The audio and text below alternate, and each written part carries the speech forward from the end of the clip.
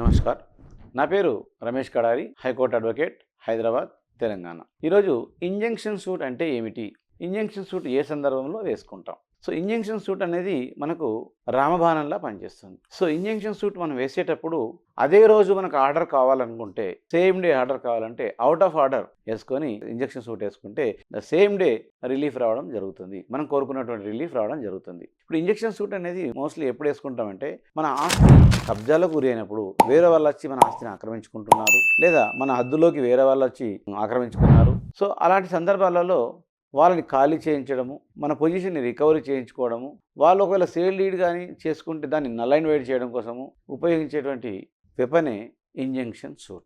ఈ ఇంజంక్షన్ సూట్ను మనం తప్పకుండా వేసుకున్నట్లయితే ద సేమ్ డే కూడా రిలీఫ్ రావడం జరుగుతుంది. కొన్ని సందర్భాలలో నోటీస్ ఫర్ ఆర్డర్స్ కూడా రావడం జరుగుతుంది అన్నమాట. ఒక ప్రాక్టికల్ ఎగ్జాంపుల్ తీసుకుంటే, రీసెంట్లీ నాకు వచ్చిన కేసులో ఒక వృద్ధురాలికి 400 స్క్వేర్ యార్డ్స్ ఏరియా ఉంది హైదరాబాద్లో. అందులోకి వెళ్ళి ఆర్థిక పరిస్థితి కోసం 200 స్క్వేర్ యార్డ్స్ అమ్మేసింది. ఒకరికి ఏ అనే వ్యక్తికి అమ్మింది అనుకుందాం.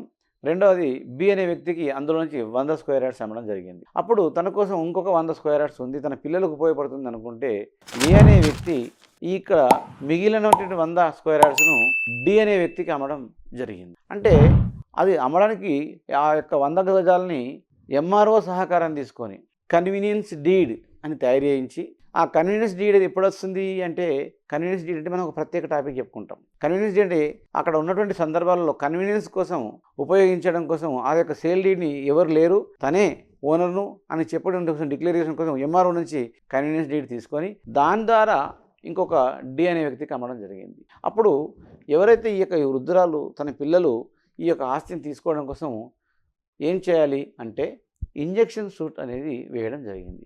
ఈ ఇంజంక్షన్ సూట్ వేసి అప్పుడు ఈ ప్రాపర్టీలోకి డి అనే వ్యక్తి వచ్చాడు.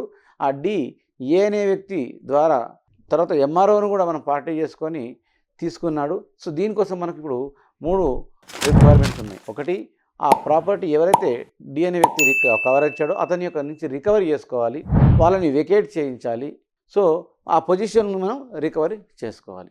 ఇక్కడ దీనికోసం మనము ఉపయోగించేది ఇంజంక్షన్ సూట్. ఇంజంక్షన్ సూట్ అనేది అభ్యర్థులకు ఎవరికైనా ఆస్తి అక్రమంగా వాళ్ళు అక్రమంకు గురి చేసుకుంటే, వాళ్ళు కబ్జాలోకి వస్తే ఇంజంక్షన్ సూట్ వేసుకొని అవుట్ ఆఫ్ ఆర్డర్ ద్వారా వేసుకున్నట్లయితే సేమ్ డే రిలీఫ్ రావడం జరుగుతుంది. ఇంజంక్షన్ సూట్ వేసుకుందాం, మన ఆస్తుల్ని కబ్జాల నుంచి కాపాడుకుందాం. Thank you.